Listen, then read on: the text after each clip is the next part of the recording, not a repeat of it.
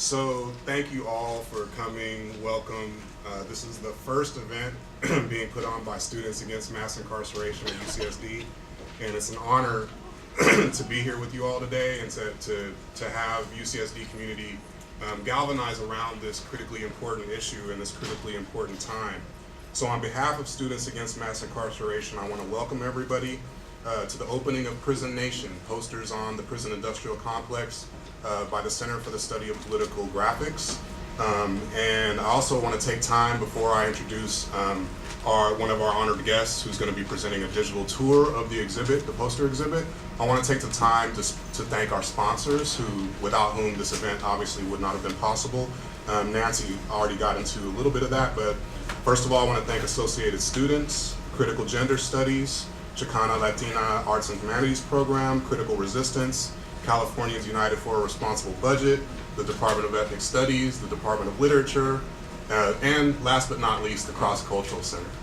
Since I got here in 2007, this has been somewhat of a home away from home for me. I teach in the Department of Literature, as Nancy said, and this is a space that really allows us, many of you maybe came to the Roderick Ferguson talk a couple of weeks ago. That was an amazing event. And I just want to take the time to thank some individuals personally.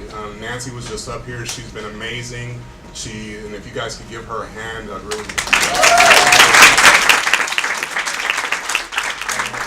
Joseph as well, and Edwina Welsh, Joseph Ramirez and Edwina Welsh and Victor, the entire staff and the students that run this space. Without this space, I don't think we would be able to talk the way we do in kind of informative ways about issues pertaining to social justice. So I really think it's an amazing opportunity that we have, not only to kind of come together in a cross-cultural way and talk about the different issues that are pertaining to people of color, both domestically and globally, but also I think the poster exhibit really does a good job of raising the onus, and raising the stakes for our coming together. That it's not enough to come and enjoy the posters that go all the way back to the 1960s, and I'll let Mary Sutton kind of say more about that in a minute. But the only way, as the poster exhibit, as the kind of narratives around the exhibit say, the only way that is really meaningful is we put those images to action. And that action can be in a variety of ways, and I think it's wonderful that the first actual event for Students Against Mass Incarceration, which I neglected to say, Sammy is also a sponsor of this event. It's really, I think, apropos that the first event for Sammy would be an art exhibit, because it shows that there is so many different ways that we can kind of be active and operate politically in the name of social justice that don't just involve writing treatises, that we can also do it through visual arts, through performance, through various kind of different ways to speak to people, to get people politically engaged around this issue. We have 2.5 million and more incarcerated both in the US and outside the US, both with the domestic war on people of color and poor people here through the prison industrial complex, and globally through the so-called war on, or we say of terror, right? In various black sites throughout the world. And so it's really, really critically important that UCSD, that the students, faculty, staff, and people people in the room and people out of this room recognize that not only we should find out more about what is it that represents the conditions of possibility for so many people to be locked up in cages in the U.S. and outside of the U.S. We're sitting here situated at the border of the United States and Mexico, right? The fictitious border that is just south of here.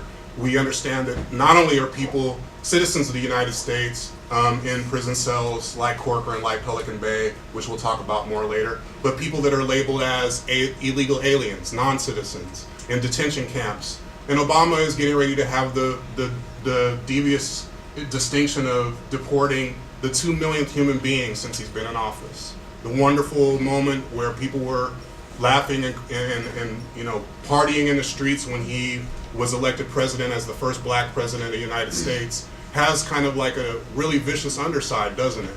That is affecting a lot of our communities, both domestically and globally. At the same time that people are being victimized by this domestic warfare state here in the United States, people are being bombed abroad every day as we're sitting here in this beautiful, wonderful space of La Jolla. So anyway, I'll stop rambling because I have more to say later.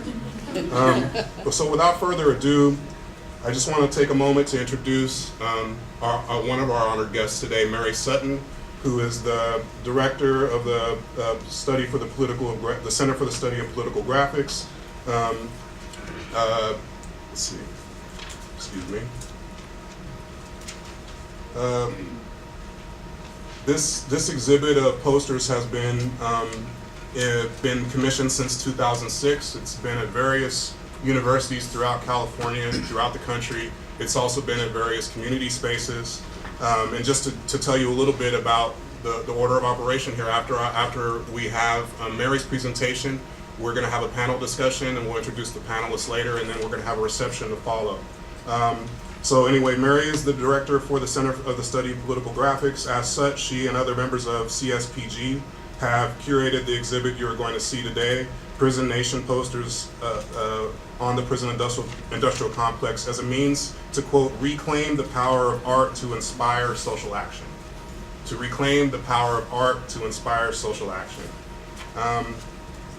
And I think that it's really critical, again, that we see the posters not just passively, but as a means to inspire social action. And I really am just excited about the fact that Mary has agreed to come down here and give us this exhibit as, again, a means to kick off SAMI as an organization. And I think it's really incredible that we have this opportunity, so I want you to join me in welcoming Mary Sutton. Thank you.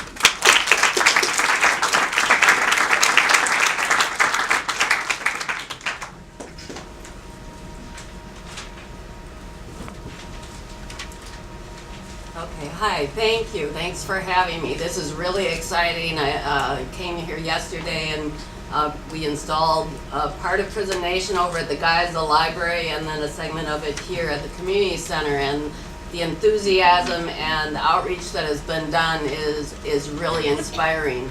Because I am not only the program director at Center for the Study of Political Graphics, I'm also a member of Critical Resistance, the statewide alliance, CURB, Californians United for a Responsible Budget, and the No More Jails Coalition in Los Angeles. So this issue is, I have a lot of passion for this, and I consider this the war at home and the place where we all need to be. So I'm really thrilled that you're all here today.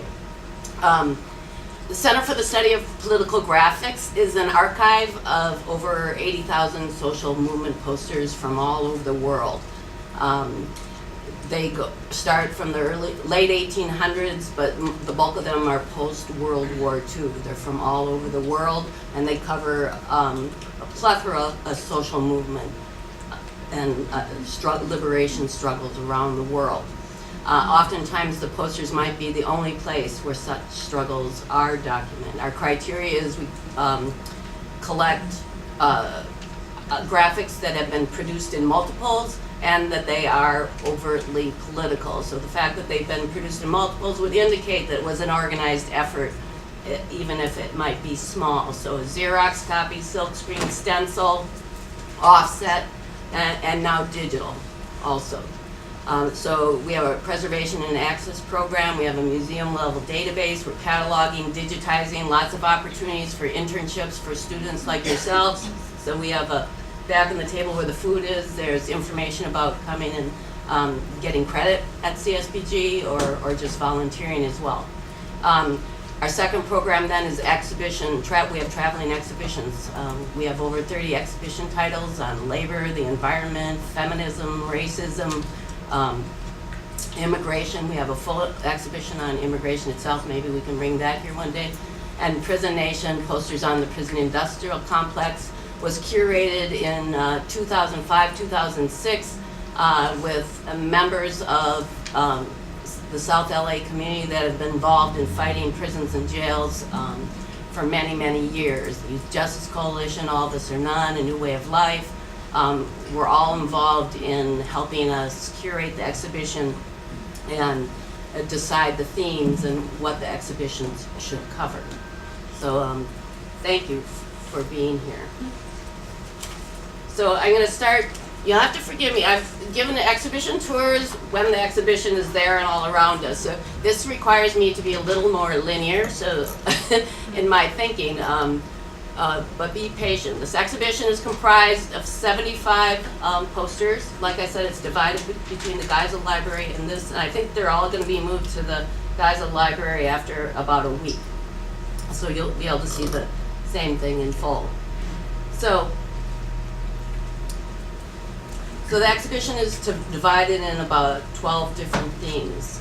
The introduction, Bars and Stripes, represents posters by artists from around the country and around the world. This poster is from Germany. This poster is from France. So I'm going to move back and forth a little. These posters all use the American flag, the symbol of the richest, largest democracy in the world, supposedly.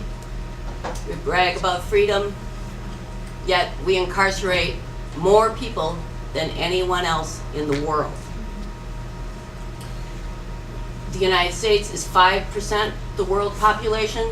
We lock up 25% of the world's prison population.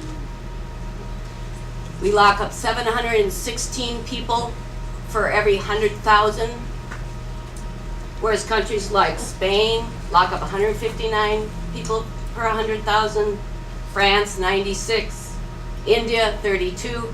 We incarcerate more people than China, than Rwanda, than Iran, than Iraq, all the countries that are being plugged into this terrorist frame of thinking. The United States is the largest incarcerator. Posters from other countries show that there's an international awareness of what goes on in the United States, and the general public from these countries often know more about what's going on in the United States than we do ourselves.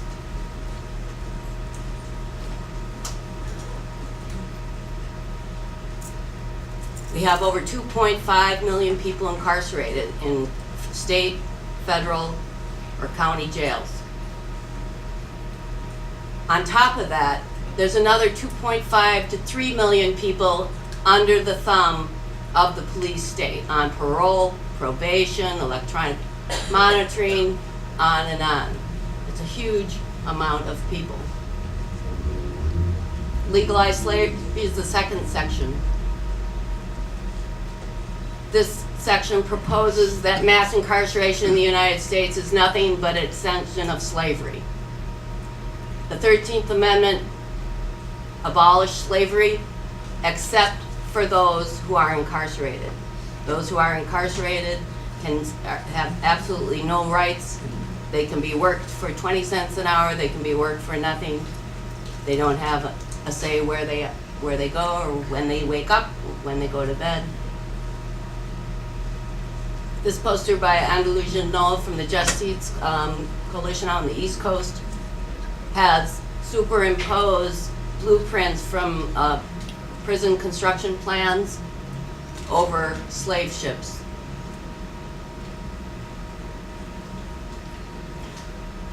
In the course of doing this iteration of the Prison Nation exhibition, we do a call out to update our exhibitions, and we did a call and got the call inside some of the state prisons. So I got several submissions from guys inside, and then I took their art and made them into posters because obviously they cannot create multiples. So this is Willie Worley, and he continues to send me a lot of art. There are more Africans enslaved under correctional control today than there were in 1850. From the days of plantations to the penitentiary, I am the ideal captive. Slavery still exists. It's just sugar-coated with unfit laws, token African American figures. They traded their dignity for power.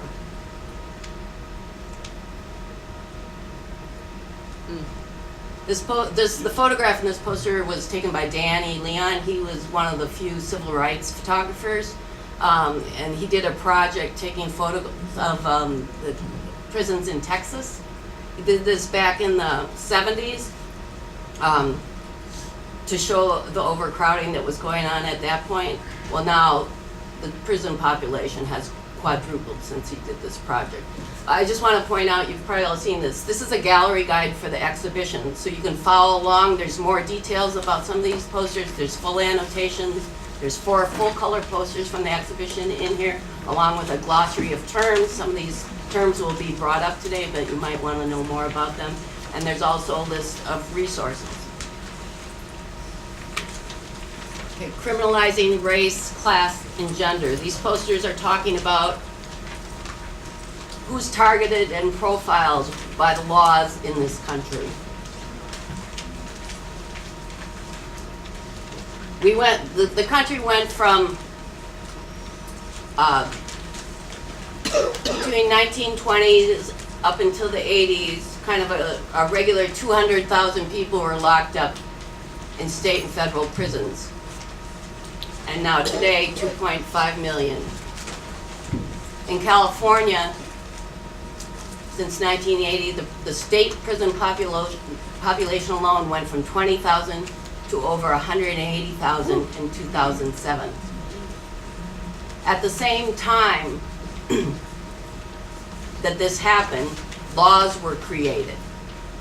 In California, in 1977, it went from indeterminate to determinate sentencing laws. Mandatory minimums were put in place.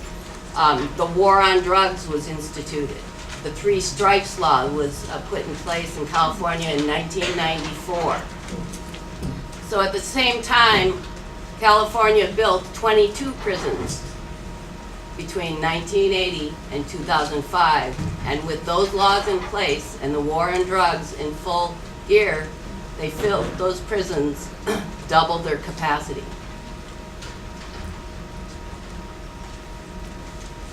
So these laws were set up and conveniently to profile and target the people that are most vulnerable in our communities. Black people, people of color, poor people, women. Now women, black women are the largest growing segment of the prison population in this country.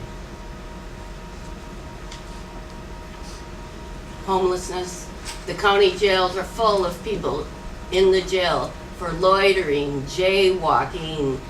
There's people in there with traffic tickets, people that don't have a place to live, and people with mental illness are filling the county jails. And I don't know the details about San Diego's county jail. I believe there's a county jail in construction. Diana Zuniga will talk more about that from CURB. And that the LGBTQ community is disproportionately targeted by the sentencing laws in this country and in California, because people are often homeless, kicked out of their families, and they often don't have a roof over their head. And then once, particularly if a transgender person is incarcerated in jail or prison, they are doubly impacted. They have no choice whether they go to a women's facility or a men's facility, and then they have to navigate surviving inside that facility, particularly folks that identify as women and are put into male facilities. You can only imagine. This is a case in New Jersey. A group of lesbian women were just going home one night, 4 black lesbian women, and they were attacked by these guys with slurs and verbal attacks, and they fought back. It became a physical encounter, and 4 of these women were locked up. As of January 2013, one of these women is still incarcerated. I'm not sure what's happened since January. The men who attacked them were never charged or convicted with anything. So not only was the war on drugs put in place in the late 70s, early 80s, that the powers that be, Rockefeller, Nixon, Reagan, all saw the anti-Vietnam movements and the social movements that grew out of the 60s and 70s. The Black Panther Party was considered the greatest threat to national security. So it is not a coincidence that this war on drugs and these laws were changed, and at the same time, drugs and arms were brought into poor communities. Crack cocaine was brought in to South LA. Guns were brought in on train cars and left open and brought into the community. And this is proven. And then we know about the disparity within the drugs laws. It's being dealt with on the federal level a little bit. Eric Holder is starting to look at the disparity between crack cocaine and powder cocaine. And we know that, 13%, black people are 13% of the population, they're 13% of the drug users, but it turns out they're over 30% of the drug arrests, 55% of the convictions, and then over 75% of the people that spend time in prison and jail for a drug conviction. This is a little cartoon from Real Cost of Prisons Project. You can look them up. They have just published a new book of their cartoons about the war on drugs, women in incarceration.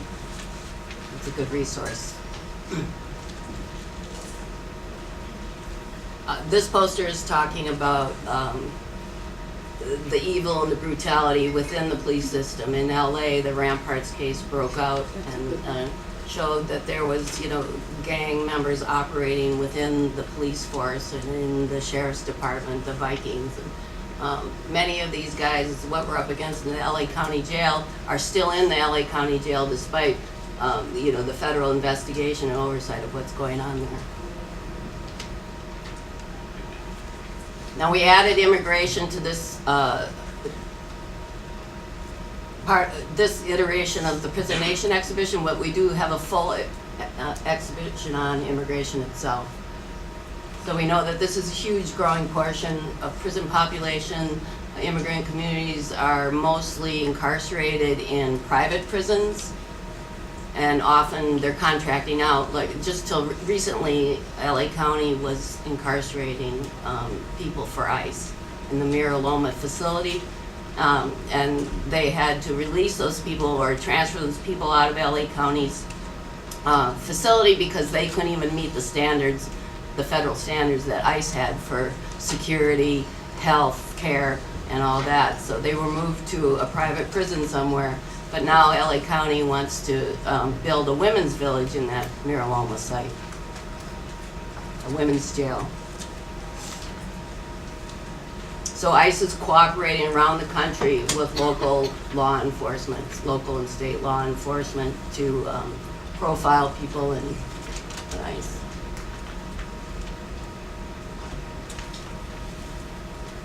Somehow there's a poster missing, but it's in here that talks about the SB 1070 law in Arizona, and ALEC, just this kind of think tank that is helping to actually write the laws that will ensure that their prisons will be filled. And, our legislators and representatives are cooperating with this.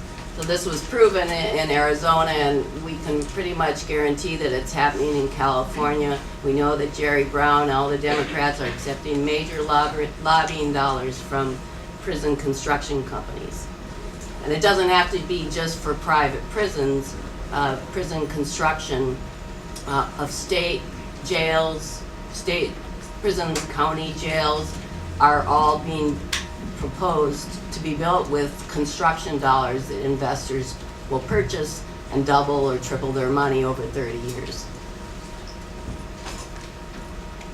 This poster is interesting because it was taken from a immigration poster back in the late 1800s when they were encouraging workers to come to California and work in the fields.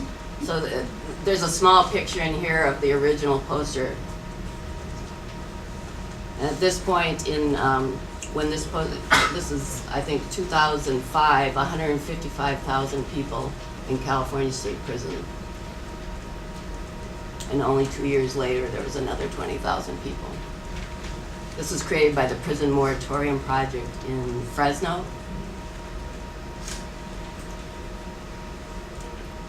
This poster was put out by architects, planners for designers for social responsibility. They they have a pledge to not work on any projects that would include building more prisons or jails.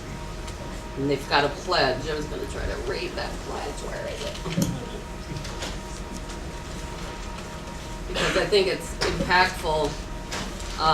Because when you consider how many people are cooperating in locking this many people up, we're all accountable. We all need to be held accountable because the system is getting away with so much on every level, and it has to do what we think about people who are incarcerated and why they might be incarcerated. So their pledge is, I believe that too many people are being incarcerated and that our society must immediately develop and implement alternatives to incarceration. I believe in creating design for a society with real security and social justice for all, and I will not contribute my design to the perpetuation of wrongful institutions that abuse others.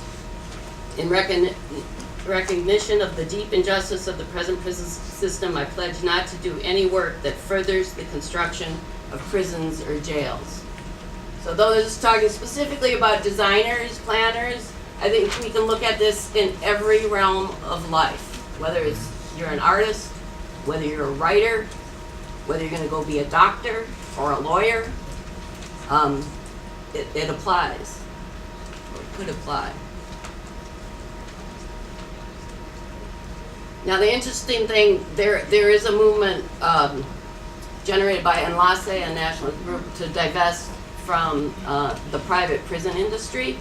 I propose we divest from all prison construction entities.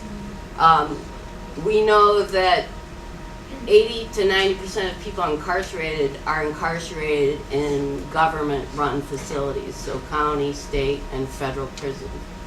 So it's not that we like private prisons, and it's definitely an issue, and I think Dennis can talk about that more a little bit later or in the conversation about the crossover and how these entities are working closely together, including our utility companies.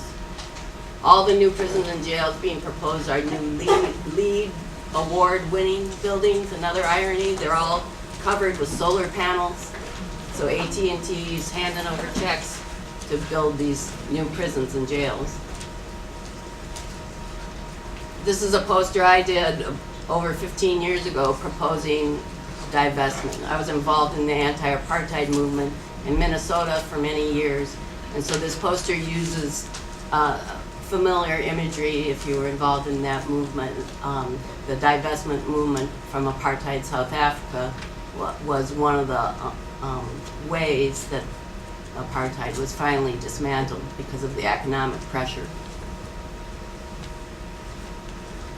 This was a poster that was done for Enlace about divestment.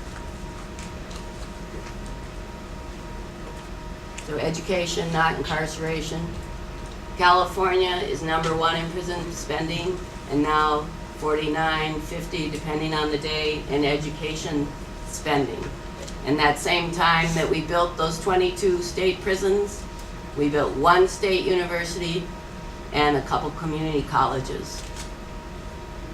In the same time, on the same grid line, you can see college fees going up and spending on K through 12 going down.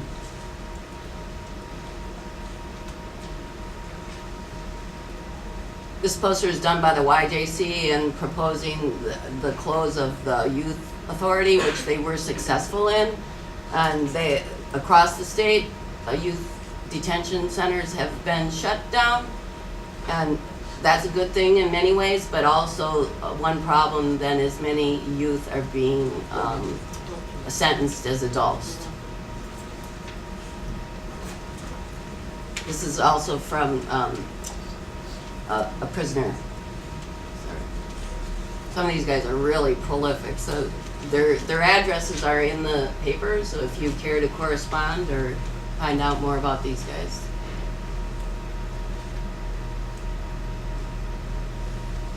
This was a poster also that I helped with do with the Youth Justice Coalition. the United States was one of the only countries that still incarcerates youth for a juvenile conviction to life without parole. The Youth Justice Coalition in California just got a small victory in passing a bill that will give people going with a life without parole sentence the chance of going before a parole board after 25 years. So it's kind of a pathetic change, but it's a step in the right direction. Because they know, young people of 14, 15, they still, minds are developing and they're totally capable of being rehabilitated if they're given assistance. And the reasons, one of the things I didn't talk about is conspiracy and association charges. It's one of the reasons women are the fastest growing population, and youth, the gang injunctions that target young black men and Latino men on the street corners in South LA and all of our communities. If you're with somebody who's dealing drugs, if you're with somebody that shoots out their car window, you can go to prison for as long or longer than they do. And women often spend more time on a conviction because of an association charge than the person actually who did the crime. And this is the case of Teddy Snyder. Teddy Snyder, at the age of 14, his story is in here, was in a car with some older youth. I don't know if they were youth as well. Someone shut out the window and he got a life sentence. The Youth Justice Coalition has been working to get his sentence reduced, and I believe they've gotten it down so he might be able to go in front of a parole board after 15 years. So like I said, women are the fastest growing population in prison. They're going to prison for 80% low-level drug offenses, drug possession, poverty crimes, because they were with someone. The artist who submitted this poster in 2006 had done it through 2003, and we asked him to update it because the Action Committee for Women in Prison wanted to use this poster for fundraising and education purposes. So he updated it, and he was shocked himself because he had to add over 2 rows of those icons. Each one of those equal 1,000 women for over 2 years. California only recently passed a law that women who are pregnant cannot be shackled while in transportation or while giving birth.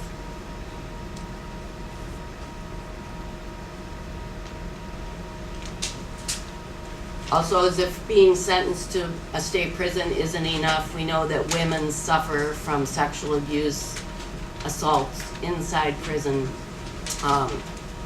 often, more often than not. And this is coming from the staff and the guards.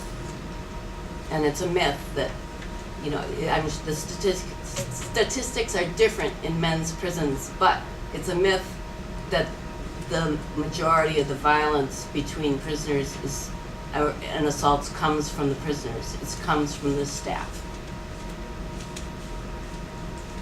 80% of women in prison and jail are mothers. More and more often, they're having their children taken away for even just 6 months.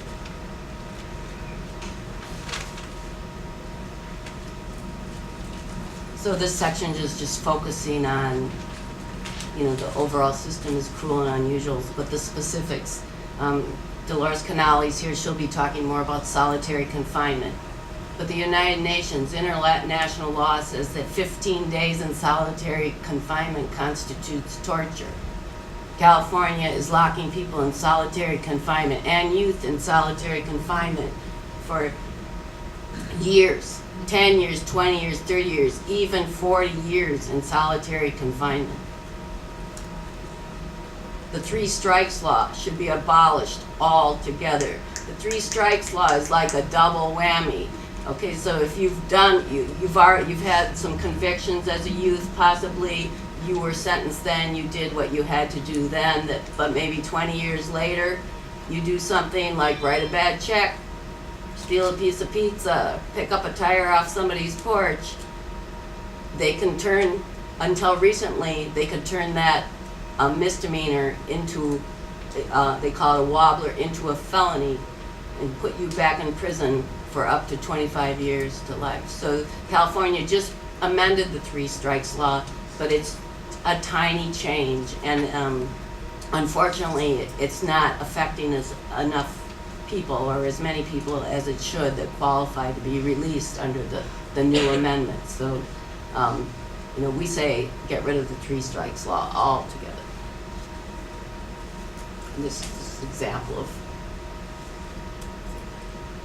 25 years to life for stealing some chocolate chip cookies.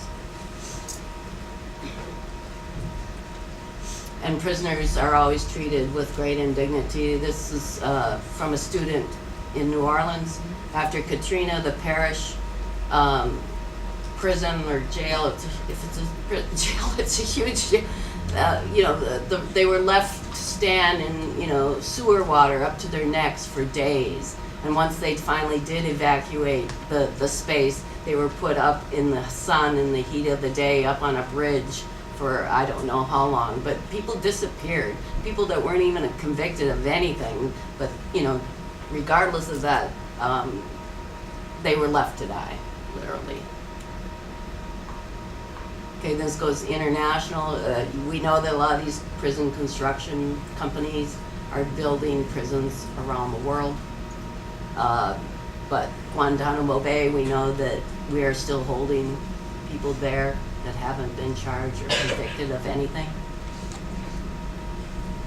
And this is talking about the torture. Does everybody recognize this?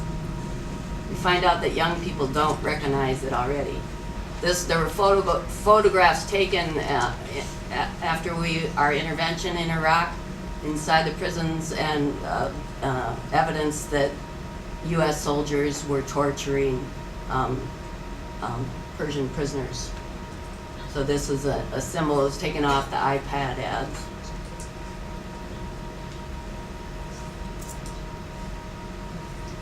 Healthcare, not death care. We know that our prisons and jails are becoming the largest mental health facilities.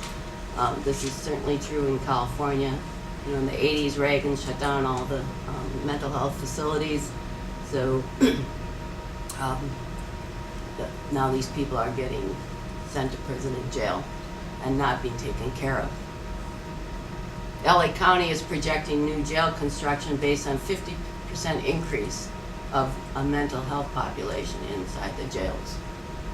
There's also examples over time of experimenting on prisoners with psychiatric drugs. This was at the Lexington prison for women.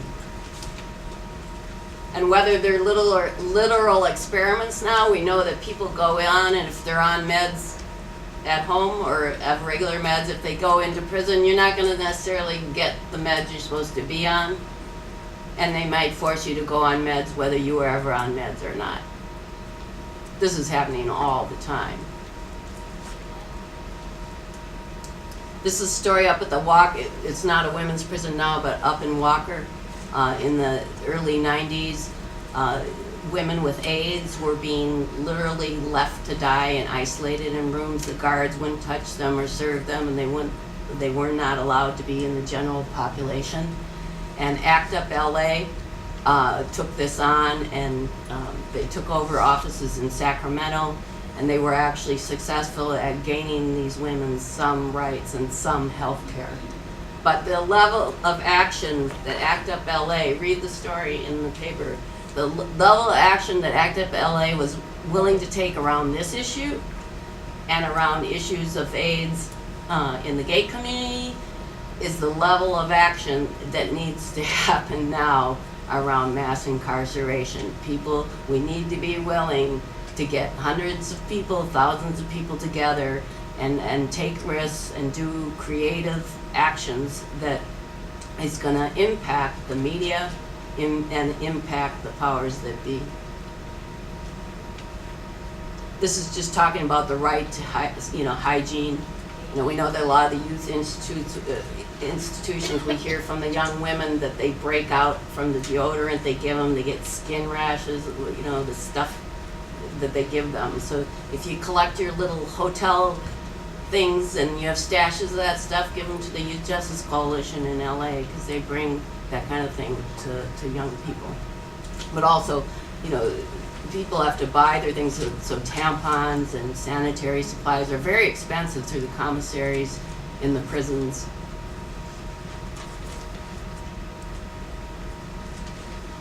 California is still has capital punishment in place, and we know that, you know, it's been mostly black men who are sent all the way to the chair, executed.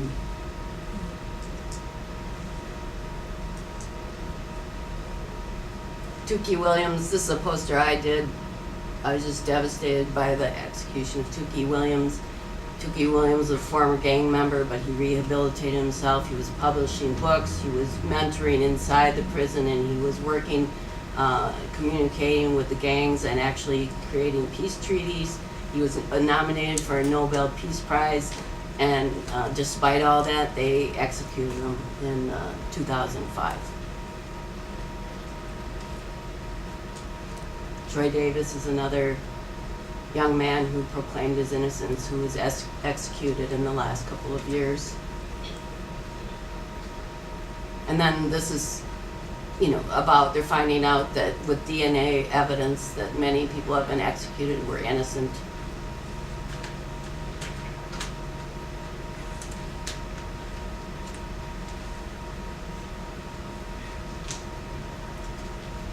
Okay, this section is on political prisoners. How are we doing here? I'll move a little faster.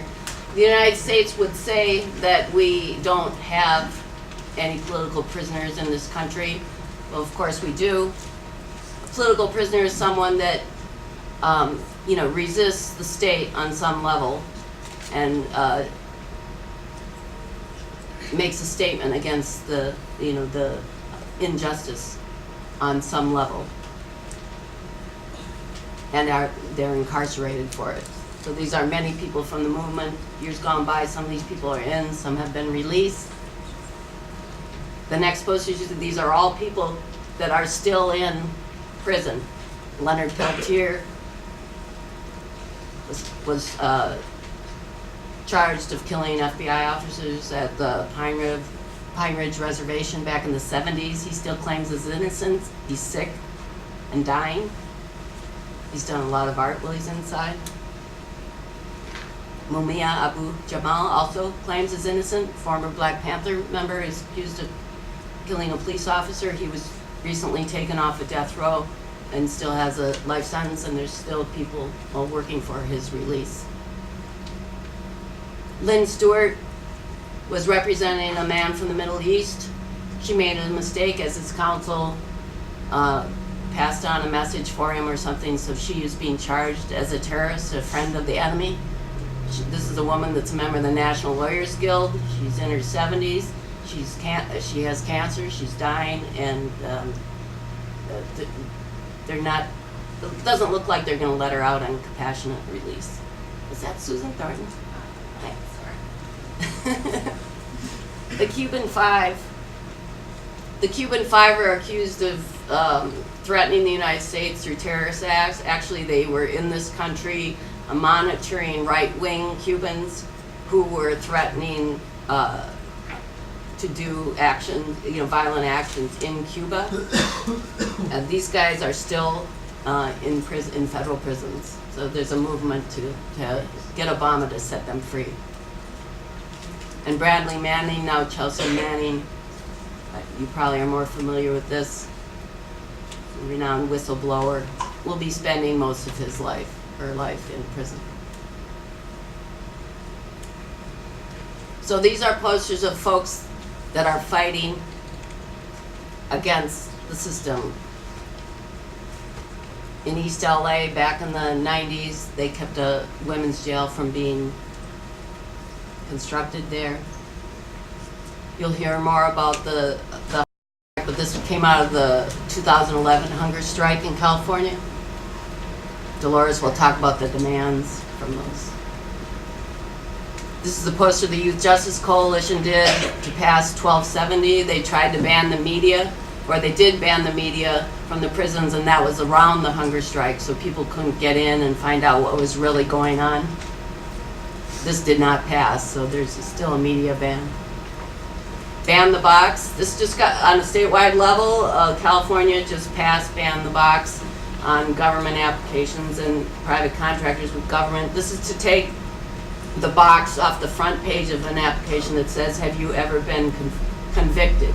This might sound small and minor to some of you, but that box prevents people from getting in the door, from anybody ever looking at their real qualifications. So this is a great victory, and we hope that it can get extended to all private employers. This is a poster we distributed in LA around May Day a couple years ago. This is a poster from Critical Resistance. We have Focus Fight in San Mateo against the county jail there, and in Los Angeles. These are both ongoing struggles. LA County wants to build, they spend another $2 billion to build a new village for women, they're calling it, for 1,156 beds for women, and then to add a mental health tower to the downtown jail system, instead of putting money into alternatives and ways to reduce recidivism. This is a beautiful poster by Doug Minkler with a quote by Ho Chi Minh. Can people read that? People who come out of prison can build up the country. Misfortune is a test of people's fidelity. Those who protest injustice are people of true merit. When the prison doors are open, the real dragon will fly out. And this is a quote that motivates me on an ongoing basis. While there's a lower class, I am in it. While there's a criminal element, I am of it. And while there is a soul in prison, I am not free. So, thank you.